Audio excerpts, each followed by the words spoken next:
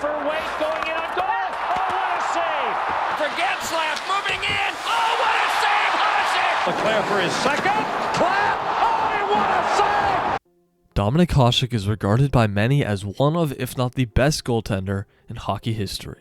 The Czech native accomplished everything a goalie possibly could during his career and more. And his well-earned nickname of the Dominator is shown in his insane numbers: 6 Vezina trophies, 2 Hart trophies, Olympic gold medal, and of course his 2 Stanley Cups. Hasek was the star in net during much of the 1990s and early 2000s, and his electrifying playstyle was must-see TV for any hockey fan during that time. Dominik was drafted by the Chicago Blackhawks in the 1983 draft in the 10th round, 199th overall. This was during a time when teams were very hesitant to draft players from countries that were under control of the Soviet regime, and for that reason Hasek wouldn't make his NHL debut until the 1990-91 season. All the meanwhile, he was dominating play in the Czech Extraliga, winning goaltender of the year 5 straight seasons from 1985 to 1990, and even winning player of the year for that league 3 of those campaigns. When Hasek finally got to the NHL during the 1990-91 season at 26 years old, he was unfortunately behind another fellow future Hall of Famer on the depth chart, 25-year-old Eddie Belfour, who would lead the NHL in wins, save percentage, and goals against average, winning the Calder Trophy for Rookie of the Year, as well as the Jennings and Vezina trophies.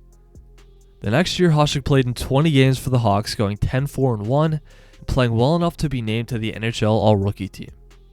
In addition, Chicago went all the way to the Stanley Cup final this season, eventually getting taken down by the Pittsburgh Penguins. But Hasek did get some valuable experience watching Belfour go on this run, and getting action in 3 games himself.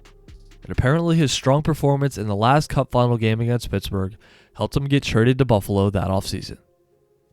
And in Buffalo was where everything would change for the promising netminder. The Blackhawks would trade Hasek to the Sabres for goalie Stefan Beauregard and a 4th-round pick that would turn into Eric Days. Splitting time with Grant Fuhr during his first season in Buffalo, Hasek struggled a bit, going 11-10-4 with an .896 save percentage and 3.15 goals against average. But these marks were both the best on his team.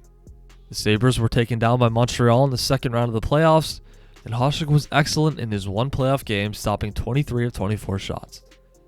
The next season, for the first time in his NHL career, Hasek was the number 1 guy in net, and he was unbelievable, finishing the year with a 30-20-6 record while putting up a sparkling .930 save percentage and 1.95 goals against average, as well as 7 shutouts.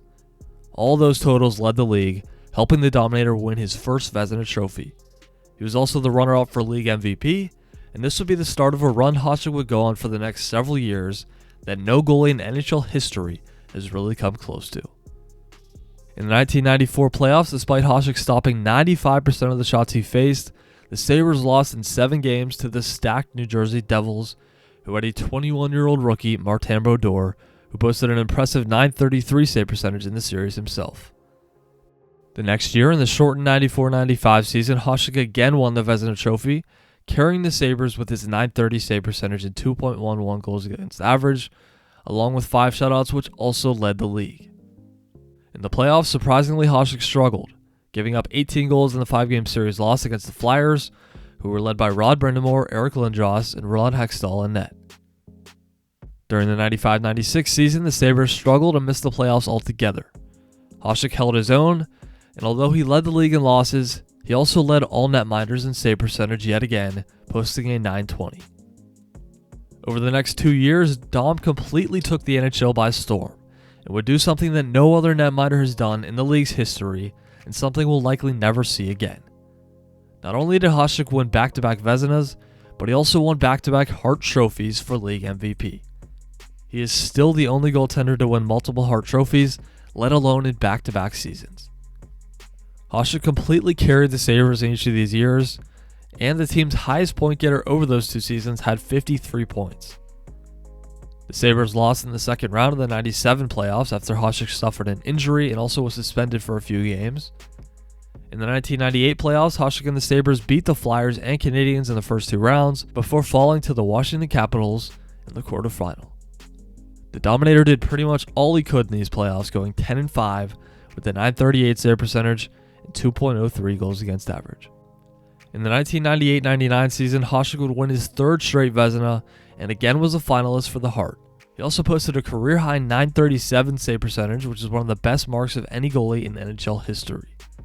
After playoff failures the last few seasons, the Sabres were eager to go on a long run, and they did just that in 1999. They'd sweep the Ottawa Senators in round 1, then take down Boston in 6, the Leafs in 5, before taking on the powerhouse Dallas Stars in the Stanley Cup final. The Stars had some serious legends on their team, including a prime Mike Modano, veteran Hall of Famer Brett Hull, Joe Nieuwendyk, Sergei Zubov, Captain Darian Hatcher, and of course Eddie the Eagle in the cage, Hasek's former teammate. And although Hasek played incredible, posting a .939 save percentage, Belfour played just as great, posting a .941 save percentage and winning his first and only Stanley Cup. Although there was a controversial and infamous goal call in this series, it is still one of the best Stanley Cup finals and one of the best goalie matchups we've probably ever seen. The next year, Hasek missed over half of the regular season and the Sabres lost to Philly in the first round.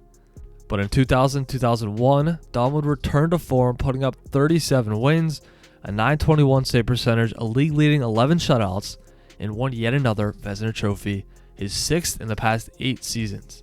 Just absolutely absurd.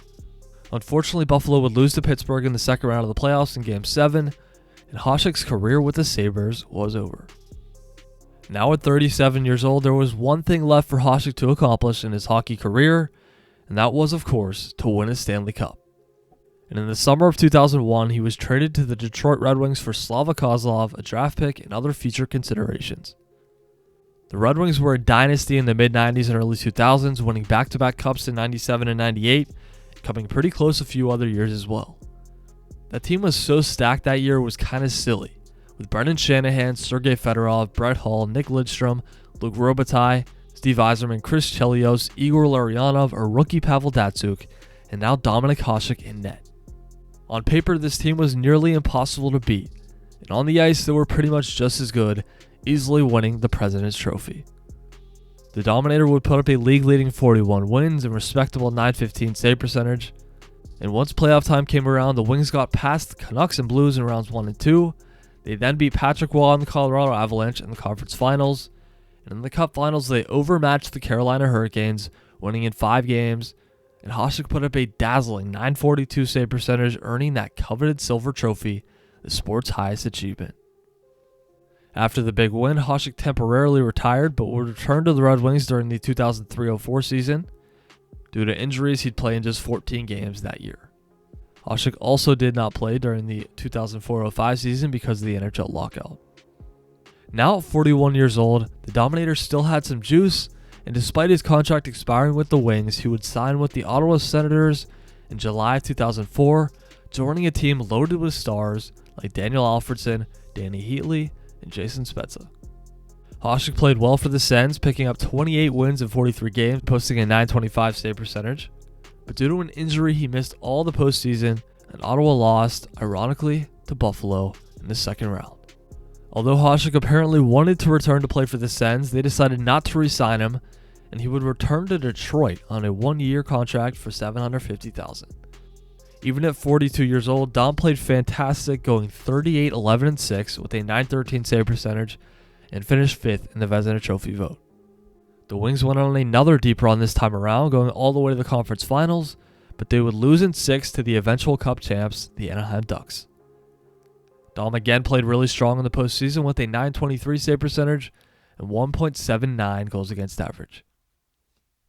The next year, Hasek would return to play for Detroit, but now at 43 years old, he would be splitting time in net with another veteran, Chris Osgood, who would help the Wings win back-to-back cups in 1997 and 1998.